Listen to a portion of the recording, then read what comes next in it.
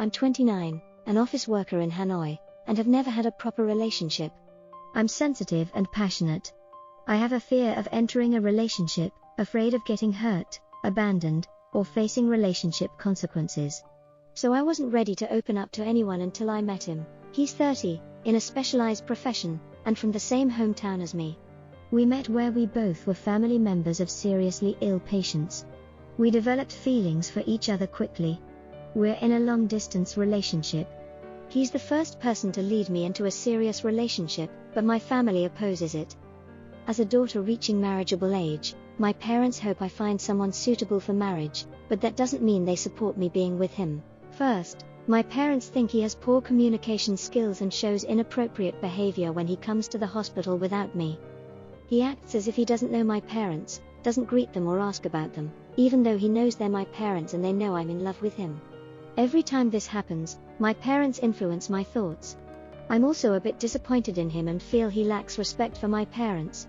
Because I love him, I reassure myself that maybe he's just shy around my parents. Second, my father says that loving and marrying someone in a specialized profession will be very difficult and disadvantageous in the future, with little time for family and inevitable socializing in the workplace.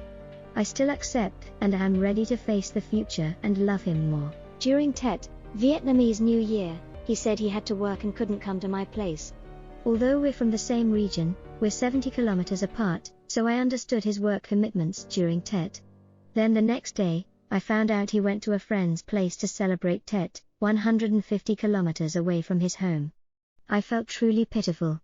He didn't send any New Year wishes to me or my family, nor did he give me any lucky money. I thought as adults, we shouldn't be overly concerned, and I didn't express any dissatisfaction with him. Maybe that's why he's indifferent, not noticing my feelings. I suggested he come to Hanoi to spend time with me, but he agreed only if he could stay in my room overnight and refused to stay alone at a guest house. Of course, being new to love and not ready, I disagreed, and he didn't mention visiting me again. I don't know if he's careless or if I'm too comfortable with him that he often talks about sensitive topics. He shared about his somewhat chaotic life, having fulfilled his needs by seeking other women. He said every man has gone to other women, it's just whether they tell their partners or not. He described in great detail, to the point where I felt scared. He defended his actions, saying he only goes to high-class women so he's not afraid of sexually transmitted diseases, and they have their own group of clean women. After he's done, if he finds someone okay, he'll exchange with another man. After hearing this, I asked him if he's afraid I'll leave him. He said he knew, he'd find out early if I couldn't accept it, he'd leave early to save time. I reassured him that he would give up that promiscuous pleasure for me. The peak of my endurance was on Valentine's Day.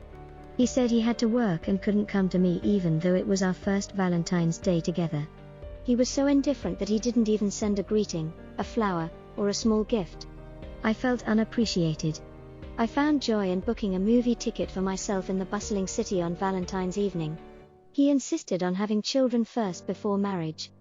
Initially, I refused, but then said I would agree to have children first if we registered for marriage. After registering we would have children and then get married.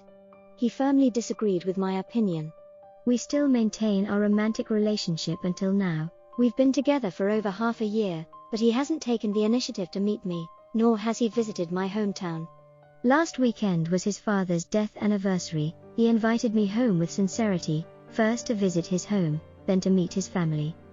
He said it's an invitation, but his intention somewhat forced me. Considering his father's death anniversary, I have a responsibility to go.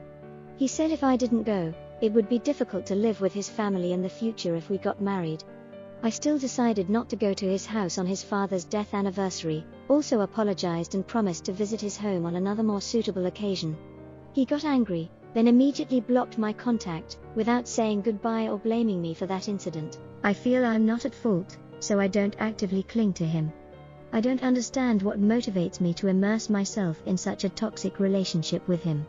Is he worth me giving up my job and career in Hanoi to be with him? Please advise me on how to decisively escape from this relationship. Sincerely, thank you. Thank you for your time with Late Night Confides. Please like, share and subscribe to give us more motivation. See you again in the next video.